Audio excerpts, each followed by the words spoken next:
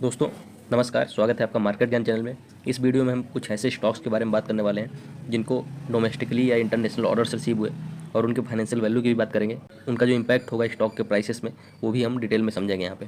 सबसे पहले स्टॉक करते हैं DCX सिस्टम्स लिमिटेड से, जो कि डिफेंस सेक्टर की काफ़ी अच्छी कंपनी है। इनको गवर्नमेंट ऑफ इंडिया की ministry of commerce and industry की तरफ से इंडस्ट्रियल लाइसेंसिंग मिली है। इस इंडस्ट्रियल लाइसेंसिंग के थ्रू DCX कंपनी है वो इलेक्ट्रॉनिक वॉरफेयर और रडार सिस्टम की मैन्युफैक्चरिंग करेगी और असेंबली करेगी। इसके साथ integration manufacturing of avionics and defence electronic equipments.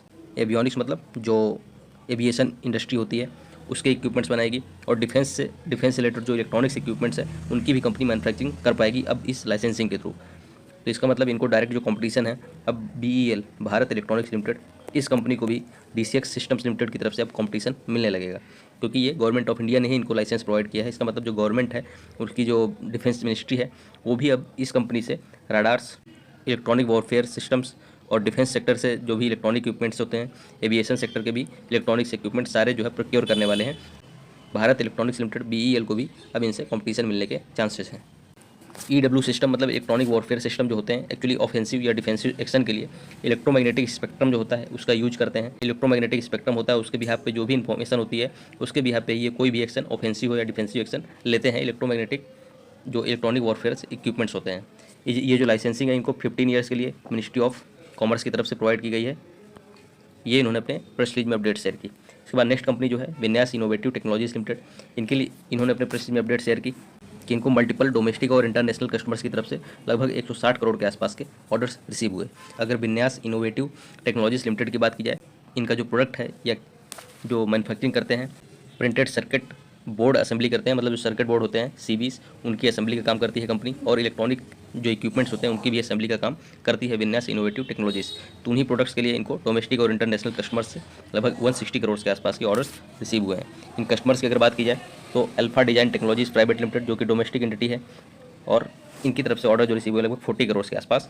Total जो 160 करोड़ के आसपास ऑर्डर्स हैं उनमें से 40 करोड़ के ऑर्डर्स इनको alpha design technologies private limited की तरफ से रिसीव हुए हैं।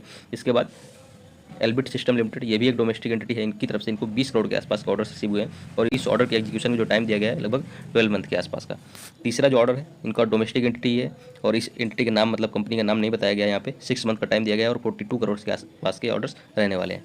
यहाँ पे भारत इलेक्ट्रॉनिक्स लिमिटेड BEL की तरफ से इनको लगभग 13 से 14 करोड़ के आसपास के ऑर्डर्स रिसीव हुए हैं, जो कि 12 मंथ में जो है इनको इस ऑर्डर को कंप्लीट करना है और BEL को सप्लाई करना है जो सर्किट बोर्ड्स मतलब PCB है। और यहाँ पे आप देख रहे हो कि सारे जो ऑर्डर्स हैं उनमें PCBA और इलेक्ट्रॉनिक्स असेंबली के ही इनको ऑर्डर्स रिसीव हुए हैं सारी कंपनीज की तरफ से। तो ये इनका PCBA मतलब प्रिंटेड सर्किट बोर्ड असेंबली के लिए ही इनको सारे ऑर्डर्स रिसीव हुए हैं इन सारी कंपनीज की तरफ से। इसके बाद अगर नेक्स्ट कंपनी की बात की जाए तो ओरियाना पावर, ये अभी 2-3 दिन पहले भी न्यूज़ में थी। इनको एक बैटरी एनर्जी स्टोरेज सिस्टम का ही ऑर्डर रिसीव हुआ था पहले भी, बट यहाँ पे फिर से इनको 125 मेगावाट ऑब्लिक 250 मेगावाट आर का जो stand alone battery energy storage system है वो राजस्थान में इनको बनाना है, वहीं के लिए इनको ऑर्डर्स रिसीव हुए हैं। इस ऑर्डर की अगर फाइनेंशियल वैल्यू की बात करें तो 465 करोड़ के आसपास की रहने वाली है, और इस जो battery energy storage system company बनाने वाली है ओरियाना पावर, ये लगभग 18 मंथ्स में इनको कंप्लीट करना है। इसके बाद नेक्स्ट कंपनी ACME, इनको भी battery energy storage system one of the largest till date, मतलब अभी तक जितने भी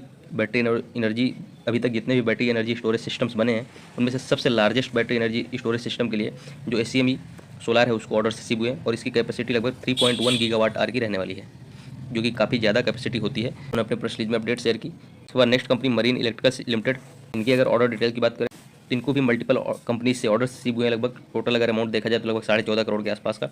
इनमें से जो कंपनीज हैं गार्डन रिसीव बिल्डर्स, इनकी तरफ से इनको remote controlled valves with actuator for multipurpose vessel projects, इस प्रोडक्ट के लिए जो है इनको ऑर्डर रिसीव हुआ है गार्डन रिसीव बिल्डर से, जिसका कंप्लीशन का टाइम इनको 12 मंथ्स का दिया गया है। दूसरा जो ऑर्डर है F1 इंफ्रास्ट्रक्चर लिमिटेड, जो कि काफ़ी अच्छी इंफ्रास्ट्रक्चर रिलेटेड कंपनी है, इनकी तरफ से पावर डिस्ट्रीब्यूशन सिस्टम के लिए ऑर्डर रिसीव हुआ है। और तीसरी जो ऑर्डर है कोर ग्रीनटेक LLP, इनकी तरफ से भी पावर डिस्ट्रीब्यूशन सिस्टम के लिए ही इनको ऑर्डर रिसीव हुए हैं। नेक्स्ट कंपनी की अगर बात करें तो रिफ्लेक्स इंडस्ट्रीज, बहुत ज़्यादा फेमस कंपनी नहीं है, बट इनको स्टेट पावर जनरेशन कंपनीज जो है उनकी तरफ से मल्टीपल ऑर्डर्स रिसीव हुए हैं, जिसकी अगर फाइनेंशियल वैल्यू की बात की जाए तो 250 करोड़ के आसपास की रहने वाली है, और ये जो कॉन्ट्रैक्ट है इनका वो 31 मार्च 2028 तक रहने वाला है। और ये कॉन्ट्रैक्ट है, इसमें से जो पावर जनरेशन कंपनी होती है जैसे थर्मल पावर जो जनरेशन होता है उसमें NTPC को ही मान लीजिए एक एग्जांपल की तौर पर ले लेते हैं कि NTPC कोल का यूज करके इलेक्ट्रिसिटी जनरेट करता है, और उसके कोल से जो इलेक्ट्रिसिटी जनरेशन के बाद उसमें कोल एस बचता है एस कंटेंट जो बचता है उसके डिस्पोजल के लिए रिफेक्स इंडस्ट्रीज़ को ये कॉन्ट्रैक्ट रिसीव हुआ है, जो स्टेट पावर जनरेशन कंपनीज है उनकी तरफ से।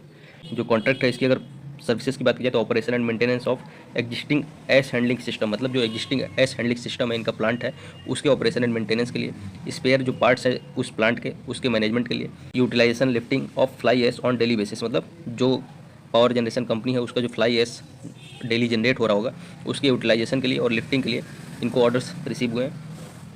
और पॉन्ड एस, हाइब्रोबिन एस, इन सबको भी डेली बेसिस पे लिफ्ट करना है और उसको यूटिलाइज करना है।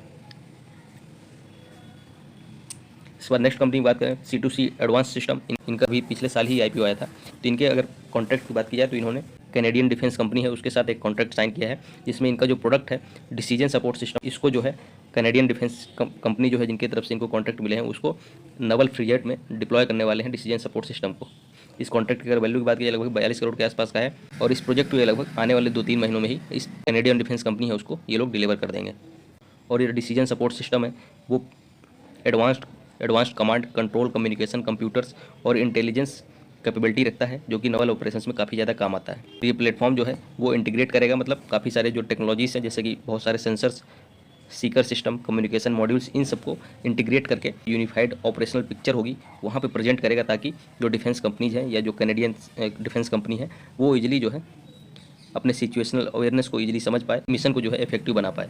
इस प्रोडक्ट के लिए डिसीजन सपोर्ट सिस्टम के लिए जो कैनेडियन डिफेंस कंपनीज की तरफ से C2C एडवांस सिस्टम को ऑर्डर्स रिसीव हुए हैं।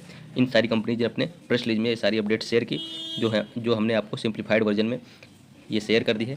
तो धन्यवाद, मिलते हैं अगले वीडियो में। अगर वीडियो आपको पसंद आ रहा हो तो ज़रूर लाइक करें और चैनल को सब्सक्राइब करें।